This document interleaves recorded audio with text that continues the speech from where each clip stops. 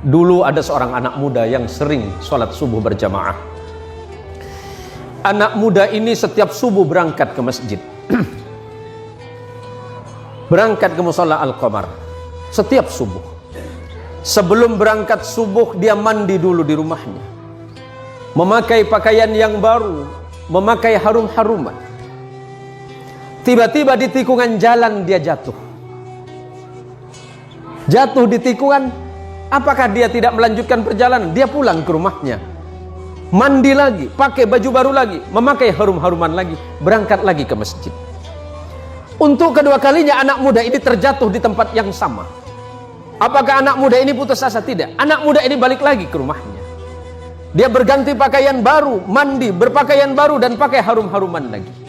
Dan ketiga kalinya dia berada di tikungan jalan di tempat dia jatuh semula dari pertama dan kedua kali. Tiba-tiba ada orang tua yang sedang memegang lampu.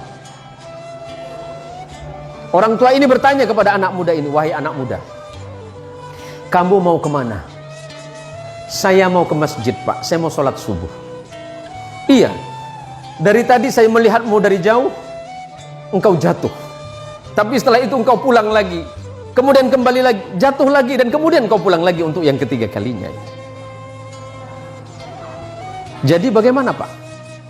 Takutnya kamu jatuh, saya antarkan kamu ke masjid." Diantarkan oleh orang tua ini pakai lampu tadi. Sesampainya di depan masjid, sesampainya di depan mushola Al-Qamar, anggap Al-Qamar. Sesampai di depan mushola, orang ini bertanya, "Anak muda, apakah kamu masih mau sholat?" "Iya, Pak." "Apakah Bapak mau sholat dengan saya?" "Tidak." "Kenapa Bapak nggak mau sholat, cuma mengantarkan saya?" "Iya, karena memang tugas saya hanya ingin mengantarkanmu ke masjid ini." "Bapak kenapa nggak mau sholat?" Orang ini berkata, "Karena aku adalah syaiton." "Kenapa, Pak? Kok bisa?" "Iya. Hei anak muda, kamu tahu tidak yang menjatuhkanmu 1 kali dan 2 kali itu siapa? Itu saya." "Bapak siapa?" "Saya setan."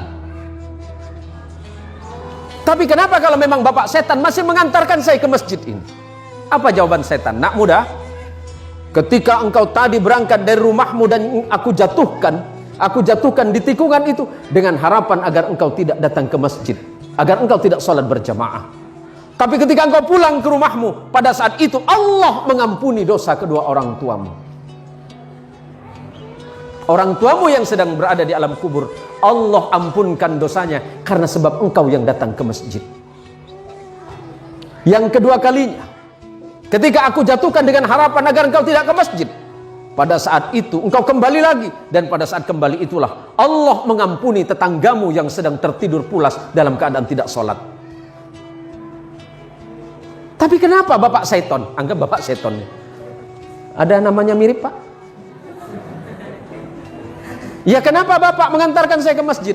"Kalau seandainya aku menjatuhkanmu ketiga kalinya dan tidak mengantarkanmu ke masjid, maka niscaya orang satu kampungmu itu diampuni dosanya oleh Allah karena sebab perbuatanmu."